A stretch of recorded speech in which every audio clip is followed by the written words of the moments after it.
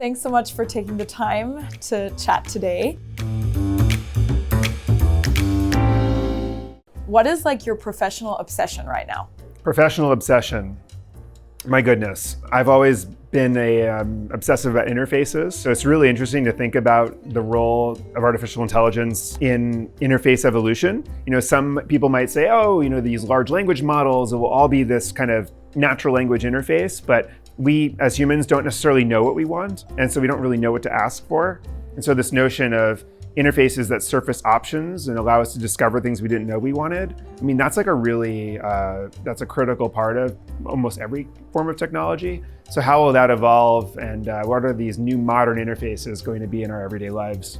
You refer a lot to the removal of favorites and going towards, just like really great recommendations so that you can always discover something new rather than going back to your favorite song, your favorite restaurant all the time. Can you talk a bit about what you mean there? Yeah, sure. Well, I think we're in a generation where we always made our own playlists, right? And the playlists that we made, whether it was for a run or for a dinner party, we took a lot of pride in cultivating and crafting these playlists. And then suddenly the algorithms and the AI-driven recommendations of services like Spotify are starting to even be better than our own playlists of favorites. And I think we've entered this era where we're going to really be almost surrendering ourselves to whatever the computers think we want to hear, as opposed to really always defaulting to our own favorites. And that's a critical moment, not just for music, but also for where we want to travel and what we want to eat and other things we want to do in our lives. And what does that actually mean for the role of brands and kind of niche products and local businesses? I think that the whole notion of advertising and how we discover content is going to change. Right now there's a lot of use of ChatGPT to build content marketing, right? To trick search engines and all that kind of stuff. Everyone's sort of flooding the zone, if you will, of all this content marketing, which is actually going to negate the value and effectiveness of it. And then ultimately what we're going to find is new ways of discovering stuff, and probably new forms of manipulation by brands to get discovered. And I'm really interested in what those will be. What's going to cause a natural language interface to surface your restaurant as the one to go to? Those are great questions to ask. Yeah, I'm super interested to see how that goes, because I'm definitely guilty of always going to the same place. Right. You talk a lot about careers and how people are gonna live their work lives and personal lives. You spoke a little bit on your blog about polygamous careers. Could you maybe elaborate a little bit on what you mean with that? Sure. Well, the idea that we used to have kind of one or two jobs in a lifetime, right? And you would just kind of stay in one workplace and stay very focused. And then juxtapose that in a world now where certainly there's a growing market of freelancers across most industries. And I think that also people are getting known for their expertise. Whether you're blogging or you're on Twitter or whatever, you're known for what you're really good at. A lot of companies end up coming to you and wanting to leverage your services. And a lot of the greatest creative professionals I know end up becoming independents because they're just so good at motion graphics or audio or whatever it is that everyone wants to work with them, and they realize that they actually don't have to work for a particular agency or company. They should be their own company. If you kind of forecast this out a bit, you wonder whether we'll be in a world where people will actually have 3 or 4 real employers, and where they'll be able to have a polygamous career in the sense that they're working for many different companies as opposed to just one. And it's not really a freelancer moment. It's kind of like a sort of a hybrid role that I'm anticipating we'll see more of. Because I think also people love relationships with companies.